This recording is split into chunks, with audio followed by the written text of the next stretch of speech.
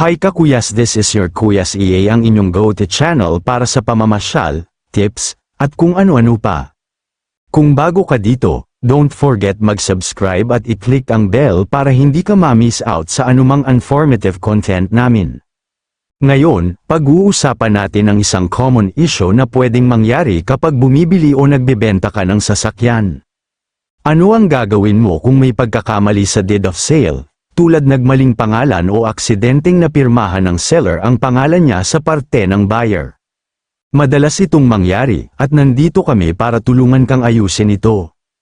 Imagine this, may bibilhin kang sasakyan, everything's going smoothly, pero biglang napansin mong napirmahan ng seller ang pangalan niya sa maling parte ng deed of sale, specifically kung saan dapat nakalagay ang pangalan ng buyer o vendee. Anong gagawin mo ngayon?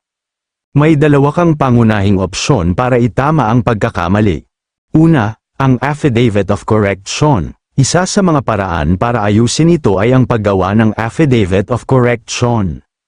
Ito ay isang legal na dokumento kung saan ipapaliwanag ng seller ang pagkakamali, parang isang simpleng note, pero may legal na twist.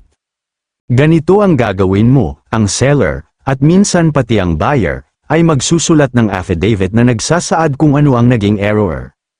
Ipapaliwanag nila kung ano dapat ang tamang impormasyon. Tapos, kailangang ipanotaryo ang affidavit para maging official at legally binding. Pangalawa, ang request for new deed of sale, ito yon mas recommended ko, kung gusto mong maiwasan ang anumang kalituhan. Ang pinakasiguradong paraan ay magsimula na lang uli at mag-request ng bagong deed of sale. Alam ko, parang dagdag trabaho, pero trust me, makakaiwas ka sa sakit ng ulo later on. Ganito ang gagawin mo, mag-recreate lang ng bagong deed of sale ang seller at buyer, siguraduhin nasa tamang parte ang pipirmahan. Ipanotaryo ang bagong dokumento para legally valid siya at tanggapin ng LTO. Quick heads up lang, may ilang LTO offices na okay lang ang affidavit of correction, pero ang iba baka mag-insist na mag-submit ka ng bagong deed of sale. Kaya magandang idea na i-check muna sa local LTO office ninyo kung ano ang mas prefer nila bago ka mag-proceed.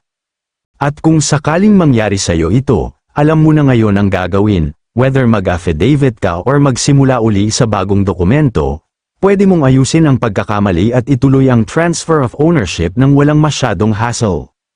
At kung nakatulong sa'yo ang video na ito, bigyan mo ito ng thumbs up, i-share mo sa mga kakilala mong kailangan ang info na ito, at syempre, mag-subscribe for more tips.